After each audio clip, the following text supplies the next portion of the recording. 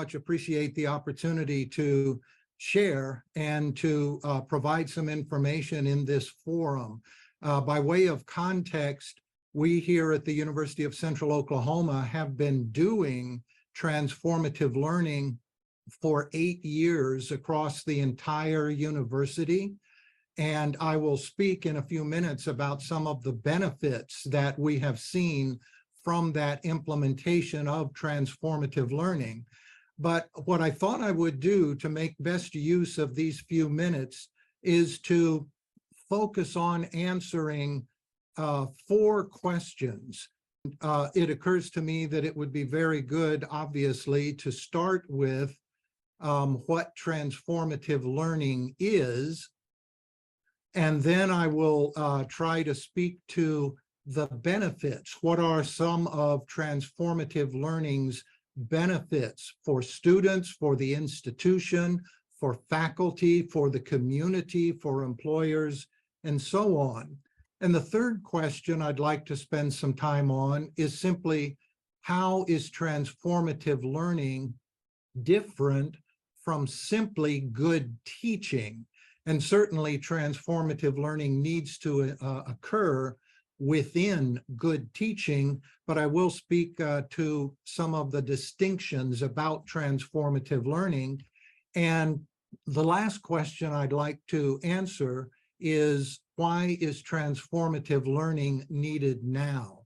And so with that as a beginning starting point, to answer the question about what is transformative learning, there are any number of definitions, but for the purposes of our discussion, a definition I'd like to propose is that transformative learning is learning in which students confront disorienting dilemmas. They critically reflect to figure out how they will change, or maybe not change, to solve those challenges, those dilemmas, and do this at the same time that they are learning the course content. So it's important to understand that doing transformative learning does not mean you sacrifice any of the other learning that goes on. Transformative learning is actually an added value to that learning which goes on. And I've always been drawn to transformative learning because it helps to develop students as whole human beings. In other words, it's very much a holistic development approach for the student.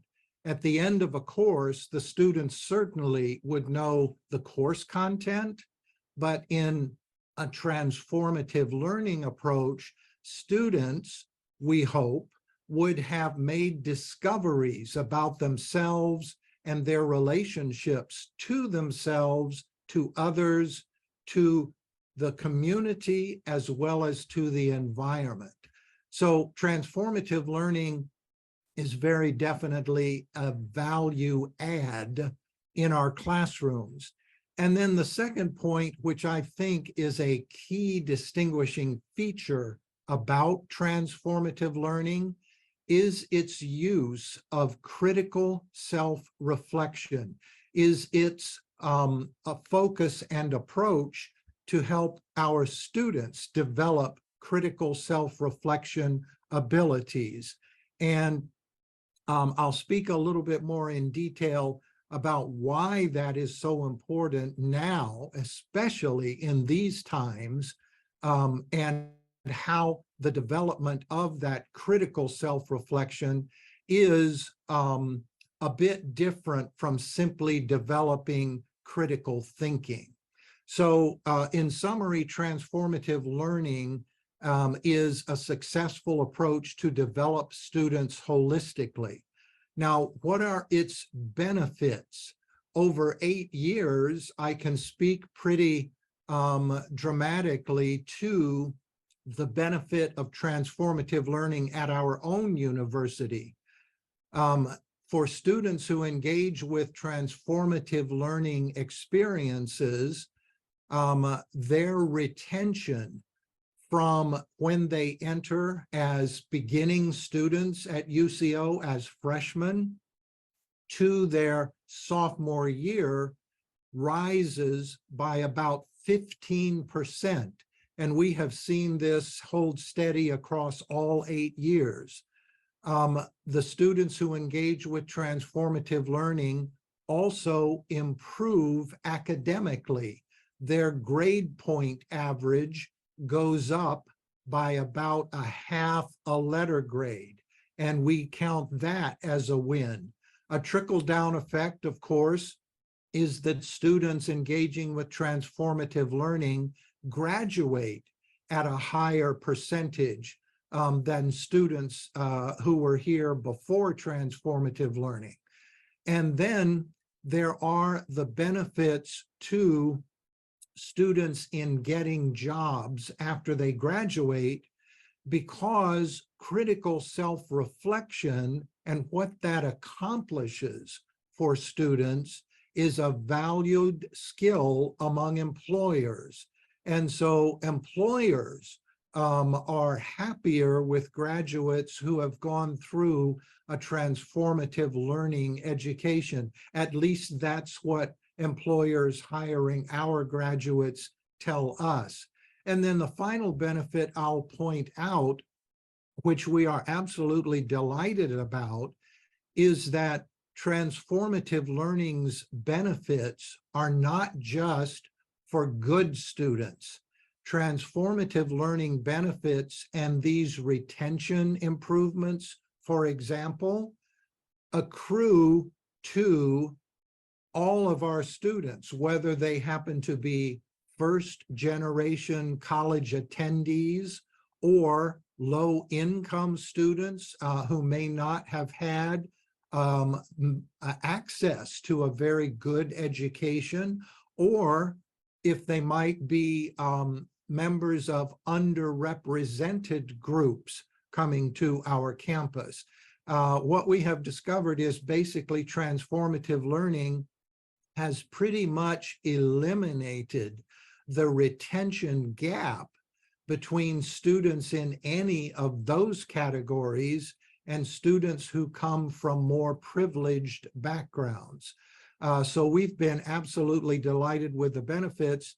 And you know, I've spoken about benefits to students and employers, but our faculty are delighted because they tell us with transformative learning and seeing the students' critical self-reflections means that for the first time, the faculty have a regular and periodic mechanism to see their own impact on their students and the impact of their courses on their students. So this has been a wonderful benefit in our 8 years of implementing transformative learning here. And then the next question is, how is transformative learning different from simply good teaching? I've already mentioned that good teaching needs to be occurring in all of our college classrooms and university classrooms, no matter what approach to instruction is being used.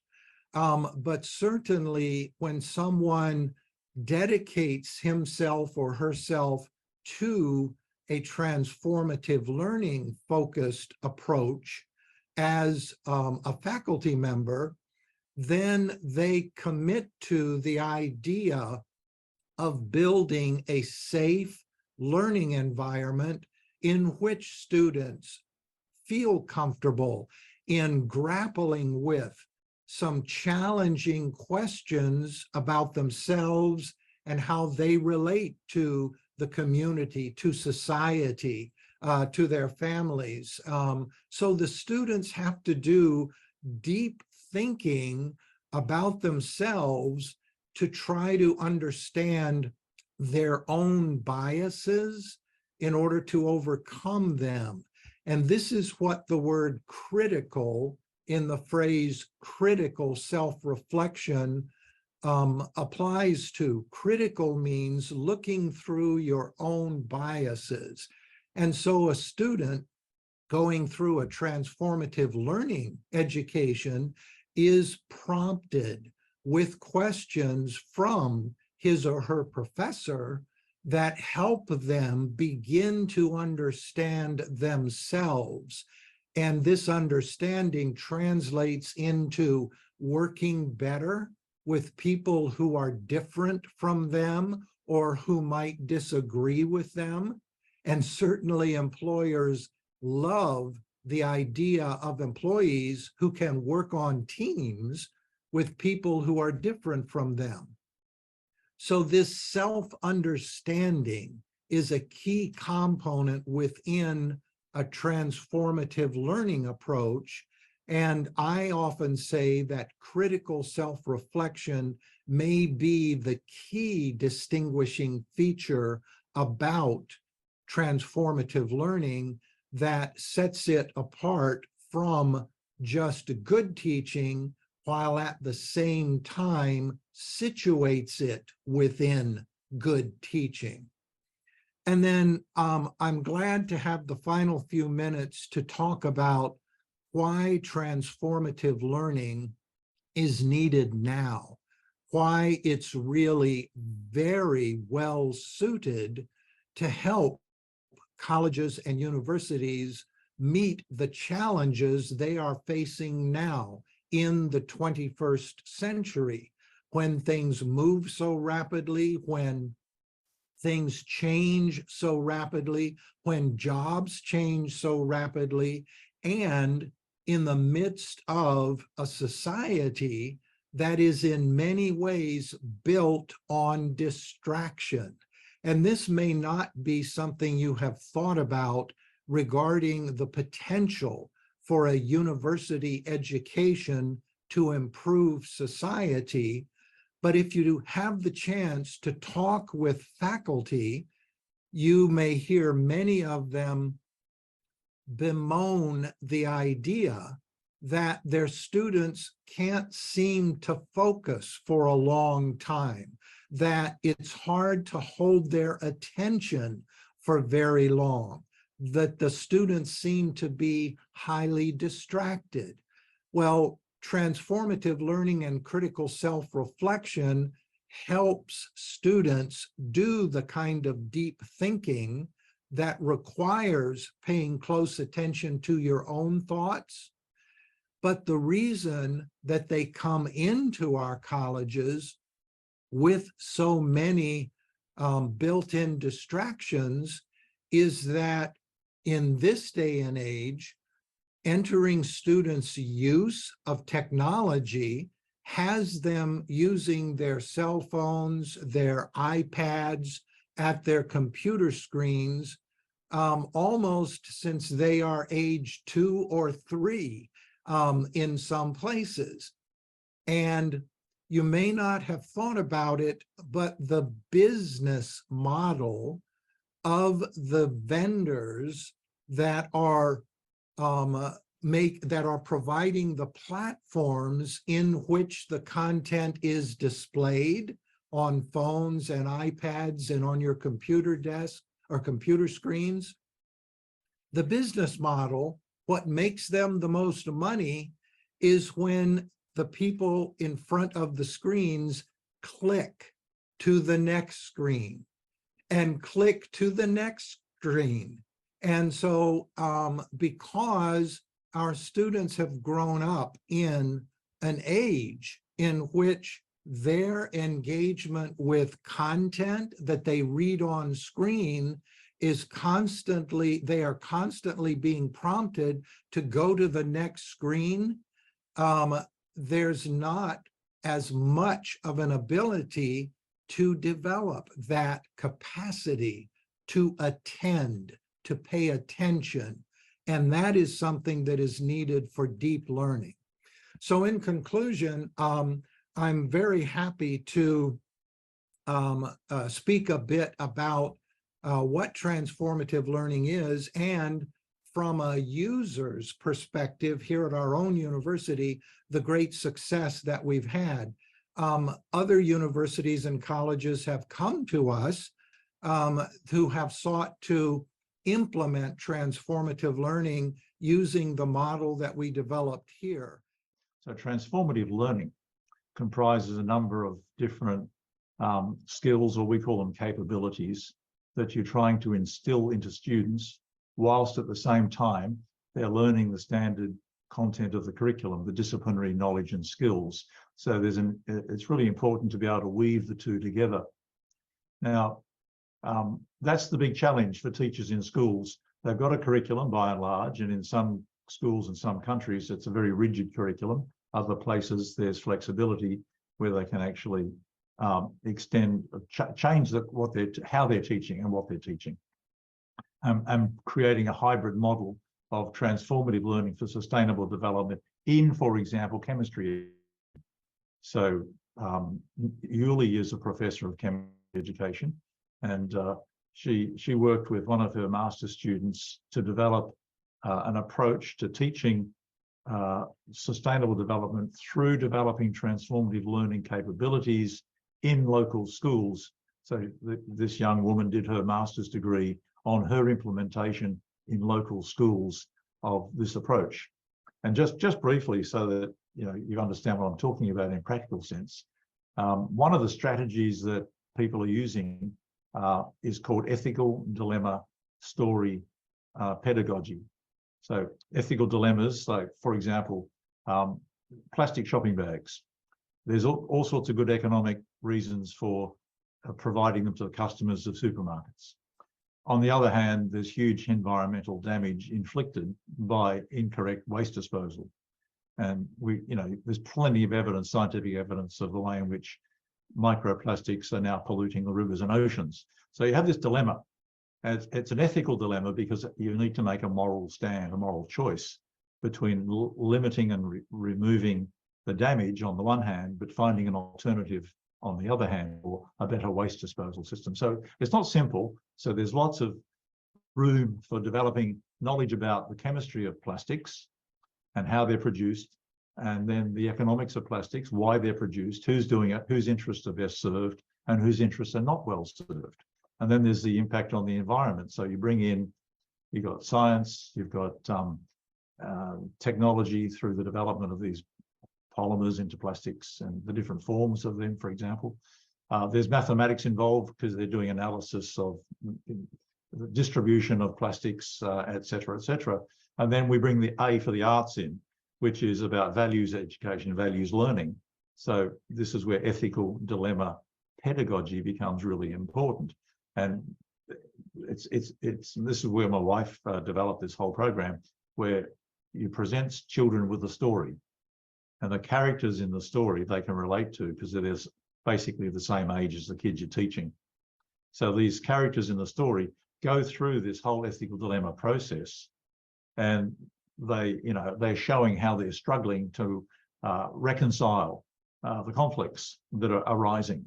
And so the skilled transformative learning teacher has a way in which she engages the class in small group reflective learning and discussions, trying to develop things like mutual understanding and tolerance of each other, which has a spin-off for peace education, and trying to get them to resolve the little conflicts or dilemmas embedded throughout the story. And in doing so, writing narratively about their learning process, what they're learning, how they're learning, what they're discovering about themselves and others. So that's the transformative learning aspect of this. So that's become a very popular approach that's used in secondary education and also in primary education. Yuli's done it in chemistry education at her university, in teacher education. Neni is doing it in primary mathematics education at her university in Surabaya. And again, she's doing that through her master's students who are going to be going out into schools and implementing this stuff. And what this leads to is the professional development of local teachers in those schools. So we're putting together a project at the moment where if we get the funding, then they'll be able to reach out to even more schools in their local communities to provide their student teachers at the university with greater opportunities in local communities to trial their projects and at the same time engage the local teachers in professional development. So that's very much a concrete approach to bringing transformative learning for sustainable development into schools to marry it with the local curriculum. Now, things are never simple, and there are national assessment systems that Indonesia has, which force teachers to focus largely on content in the disciplines rather than on other things such as the development of transformative learning capabilities, such as reflective thinking, values clarification, negotiation, and so on and so on. So there's always a challenge in there for the teachers. So this is where the teachers need to prioritize their values, and that's where they become immersed in transformative learning. So you can see that to do this, you need to have a fairly highly skilled instructor who has been through the process of transformative learning themselves. You know, you can't be a good teacher unless you're a bloody good learner. You can't be a transformative learning instructor unless you've been a transformative learner in the first instance. And that's why the graduates that have come out of our program are so well prepared when they go back into the teacher education programs in universities in various. So I've outlined one particular method or approach, ethical dilemma story pedagogy. And there are other approaches that you'll find in this book. Another really nice one in the local school here in Perth, an arts teacher and a science teacher collaborated around a project concerning ocean acidification and the bleaching of coral on the Great Barrier Reef. So that's a chapter in the book as well. So the arts teacher, well, the science teacher was teaching the kids about coral ecology from the Great Barrier Reef. The arts teacher was helping the children to create little clay figurines of various coral polyps. And she told them not to paint them because that's what they're going to look like once they've been bleached.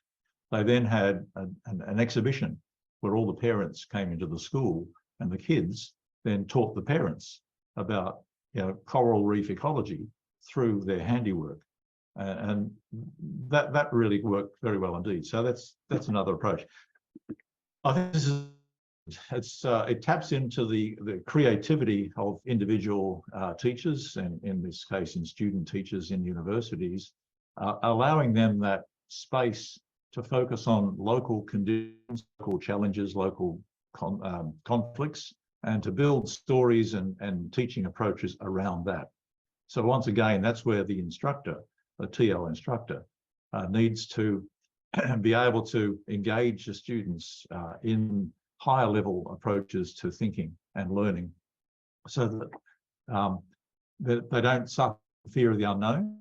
They have the courage to push back against the restrictions of standard curricular and assessment systems and find ways of weaving new transformative learning teaching approaches into those curricula.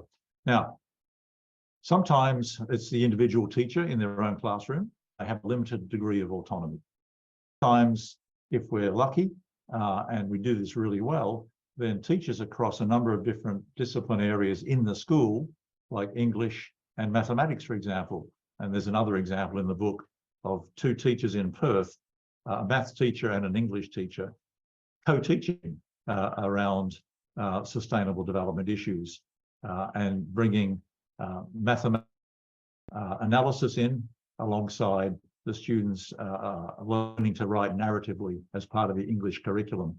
So, you know, hopefully, as this thing expands within a particular school, you might eventually have multidisciplinary approach across a whole team of teachers who get together and co-plan and coordinate across the different teaching and learning areas. So there's just a few examples, and all of what I've mentioned you'll find in the chapters in this book written by those teachers and teacher educators. So transformative learning builds on that 20 years of really important development, both philosophically and pedagogically, it's not like transformative learning has just arrived from the heavens. It's actually been constructed on a really sound scholarly base. Nevertheless, there is evidence that in the work that my graduate students have been doing, that the impact on student learning is very, very positive. Students actually like the opportunity to bring their lived experiences into the classroom and to take home to their families and their local communities things that they've learned that they think their families will value, such as, listen, mum and dad, you know, getting plastic bags from the supermarket. Do you understand the consequences of that, the impact on the environment? Today, we learnt in school the following about the chemistry of plastic bags and their impact on the natural environment. And you know, kids can actually start teaching their parents and having an impact on their local communities when teachers give them projects to do for homework. Now, homework's no longer a matter of answer the 20 questions at the back of the textbook. It's about doing projects that they've designed collaboratively in their classrooms with their colleagues. And so they have, you know, these little group projects. And so we've got evidence that students can really thrive in that type of environment. Now, having said that, dropping this into a traditional direct instruction classroom can be a source of dissonance for the students because they're so used to a certain approach to teaching and learning, a certain assessment system that values a passivity of learning. So there's a disruption there for the students by the innovative teacher. So that needs to be handled very delicately.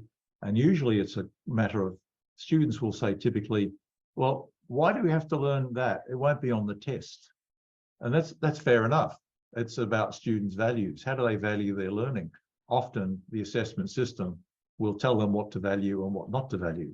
So assessment systems also need to be recrafted so that we don't just say no to tests. We say, okay, well, you got tests, but there's also this other parallel assessment system which values this type of learning outcome that, you know, in the transformative learning space.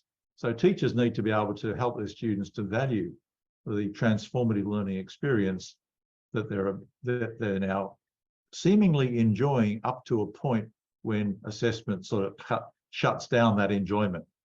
So that's really important. There's this nice little epithet that the assessment tail wags the curriculum dog. Have you heard that one? So no matter how much you can innovate a curriculum and bring in all sorts of wonderful pedagogical approaches and teaching and learning strategies, it's the tail of the curriculum dog that might control the entire movement. You know, and that's a typical problem at the end of high school, secondary education, where university entrance exams have traditionally dominated what goes on in the curriculum in years 11 and 12. Although that is now breaking down as universities are allowing alternative entry programs, including work experience post year 12, but that's another matter. So yeah, we got plenty of evidence to show that kids can, once they get their teeth into this, once they're given permission to bring their subjectivities into the foreground, it becomes a whole lot more enjoyable and meaningful to them.